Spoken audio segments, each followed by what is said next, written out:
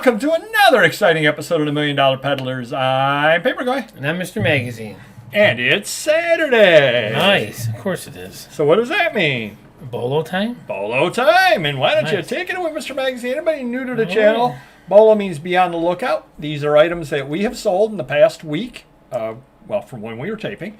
Yeah. And the actual amounts, we give you a little background on them, tell you what to look for when you're out there. And why don't you tell us what you sold? All right, so since I'm Mr. Magazine, we're going to start with a magazine, Skin Diver Magazine, June 1988. Well, nothing special about this, but do what I do. I picked up a collection of like 250 of these. Oh. So if you get them all listed... I didn't know there were that many Skin Diver magazines. You're going to start selling them. We've sold probably 20, 30 in the last couple weeks. So, I mean, it's one of those things where if it's an oddball title, it's not very common, but, you know, it's nothing special. But you got 250 listed. People are going to buy them. You've cornered the market. Right. You can't lose out. You pay a quarter, 50 cents, whatever. And long term, you'll make a killing on it. All right, next up. This is my sale of the month. And 1982 Wrestling All-Star Series A Complete High Grade Set, 1 through 36, Andre the Giant. So, I paid a good amount of money for this. It didn't sell for a long time. So I ended up taking less just to move on and buy something else with the money that I can make more money. Did you make money, though? I made a little bit of money because I bought a B set, which so I got about, I think I made $1,000 between everything. So I paid $4. I probably cleared $5 between everything I sold. So it sounds like a lot of money, but generally when you're paying that kind of money, you expect for it to sell for more money. But I had it up for a while. People were giving me these little offers. Someone made me a fair offer, so I took it and moved on. But why don't you talk real quick about that set? This set was worth maybe a few $100s a couple years ago. Since COVID, it's just shot up through the roof because of grading and so forth. You know, they're out there, but they're out there hit and miss. A couple here, a couple there. And how was it distributed? It was a sealed set. Yep.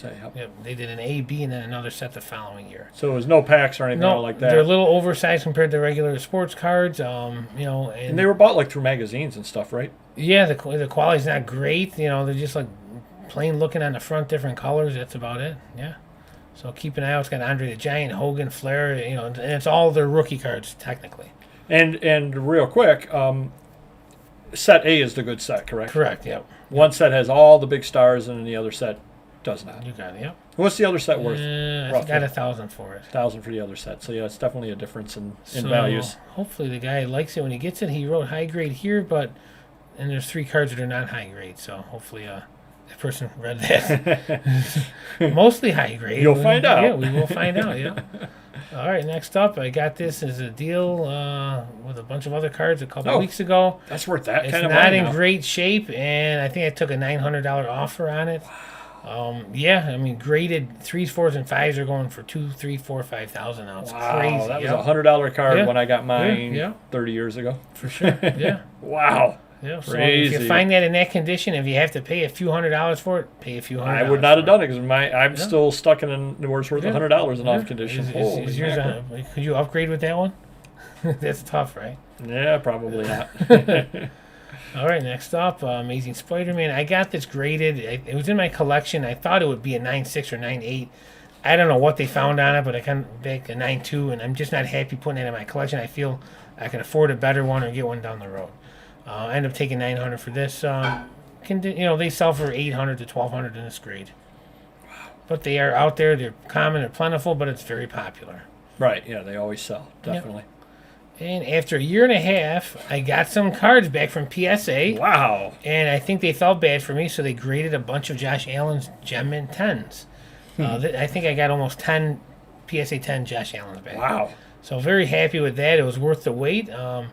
The problem is I'm selling them not during football season, so I'm probably selling them for a little less. But again, you know, I might have paid $50 for this card, and it took $770 for it. So can't argue too much with that.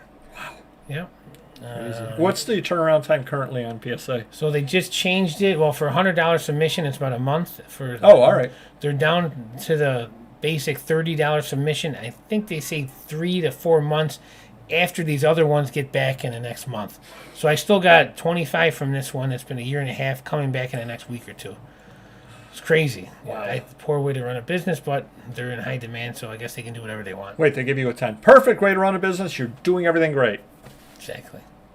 Next up, Playboy International Magazine, Shannon Doherty on the cover. I did send this out to get graded. It's the highest graded one. 9.8 on a magazine. Yeah, I mean, I took $3.50 on it. Again, I got this part of the Ohio deal, and I paid a couple bucks for it. And it was mint condition. That's a crazy high grade for a magazine. Yeah, exactly, for sure. They're very tough on grading. Yeah. Last up is Joe Burrow, PSA 8, Silver Prism Rookie. I think I took $300 on this. It's not football season. Comps were around $250 to $350, so I said I'm fine with $300. So if you see that out there, scarf it up, and even if you get an 8 on it or raw, it's still going to be a few $100. Wow. Well, you brought the noise. I think if you add together my 5 items together, they might add up to the skin diver. Oh, jinx. Gee, I saw where I was going on that. So the first item I have, I really enjoy things like this selling because of the backstory. And I was nice. I do offer free shipping. I actually upgraded it to priority for the person for free. It cost me a couple of bucks. No big deal. Bennett High School, Beacon, Buffalo, New York, winter 1936, Dorothy Wein. Dorothy Wein is the person that did the cover on it. The person bought it and emailed me and said, is there any way whatsoever you could ship this out right away? I need it here by Saturday.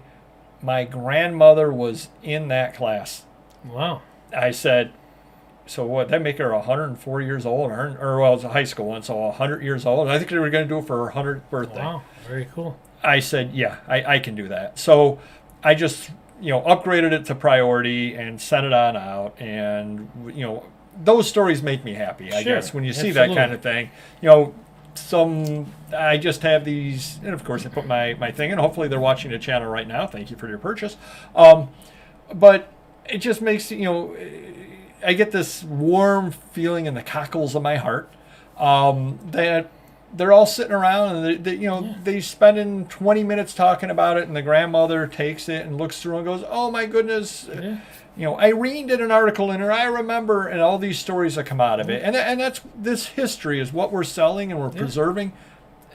I don't know. I'm just a geek about that kind of thing, and I really do enjoy it. I get that same warm feeling when we do that shop before the live show every single week, Wednesday, 7:30 p.m. Eastern on Wednesdays. The most interactive live reselling show at that time.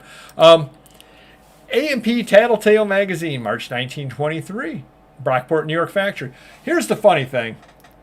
I bought this when I met the auction professor over in Springfield, Ohio, with the front cover of Brockport, New York. That's impressive. How it got there. Someone must have moved. Crazy. They moved away. But I paid $1 for this. I got $44 out of it within a couple of weeks. Rare, obviously. How many of them could possibly be out there? But A&P definitely does sell. It's a big grocery chain. A lot of people do collect A&P stuff. Atlantic and Pacific, I believe, is what it stands for. So when you do see their items out there, do purchase them because, again, they sell. And there's really no comps on it. So why did I ask $44? Because I didn't ask. Because I didn't ask $54. Is really what it comes down to. Probably. I mean, realistically, I'm pretty sure the CGC grade on this is 0. None of these have ever been graded. There might be 10 of them in the world. I mean, who knows at this point how many of these are left out there? The 9 people that have them don't even know they have them. That's probably right. Next item we have up over here, I showed this in a haul video. I paid $5 for it. I ended up selling it for $40. Lacrosse Program, Rochester Iroquois versus Brampton, March 28th, 1947. Kind of a neat little program over there. Keep your eyes open for that kind of stuff, though, because I have been finding a lot of oddball Rochester stuff lately for a lot of oddball sports. And whatever community you live in, probably had some oddball sports back in the day. And when these things get found in barns and houses and all that kind of stuff and make it out to the flea market, pick them up because people do collect that kind of thing. Well, and they had to change their name Iroquois to the Nighthawks. Yes, exactly. Sure. Speaking of estate sales, which we haven't done, French L'Illustration magazine, December 1938, Christmas with a Rolex ad. I thought this would go better. It does have a Rolex ad right there, which I know does, maybe because it's foreign, it didn't fly off the shelf. I think I took $40 on it. But the reason I brought this up is because it made me laugh pretty hard. Yeah, I've never seen Olive Oil do her hair like that ever. No, that is a different look for her. Yeah. It made me laugh because I have seen 2 copies of this magazine in my life. I have seen this one that I sold, and I saw one other copy at an estate sale that does not deal much in magazines and that kind of things, but they had it up in the special area at $20. What does that tell you? They don't know what they're doing? They researched eBay and saw that I was asking 54 on it, pulled it out and asked 20 on it because every other magazine in the house was $1. And I laughed out loud when I was at the sale. I'm like, I know where they got the price on that one for. Yeah. Definitely know what they're doing. They did do their research. I just laughed and did not buy it. And the last item we have today is Forum Magazine, January 1928, Virginia Woolf, The Pope, Havelock Ellis, Stuart Chase. $42. And it's kind of funny. I had somebody or other had a full run of a year of this, and I asked $32 a piece on them. Except this one I asked $42 because it had Virginia Woolf in it, and sure enough, it sold. So the lesson to be learned in there is do not be afraid to vary your prices based on content if you get a run of stuff. If you get a run of 20 Atlantic magazines from 1950 and you're asking $25 a piece, and one of them has an article about J.D. Salinger in there, or F. Scott Fitzgerald, or somebody else that's going to sell, raise your price on that one. Don't be afraid to do so. Don't just think, well, I've established a market at $25 a piece, because nobody's buying this Forum magazine because they collect Forum magazines. Right. They're buying it because they want Virginia Woolf. So they paid the $42. Had I left it the $32 like I did the rest of them, guess what it would have sold for? $10. $32. Oh. Exactly. Way to pay attention. No, you fall asleep. Well, 42 minus 10 is 32. That's right. That is true. Very good. Do not right. try that at home. Number, yeah. But you know what you should try at home? What? Hitting the like button. Yes, of course. Do let us know about any tips that you have out there, and we will see you next video. Take care. Bye-bye.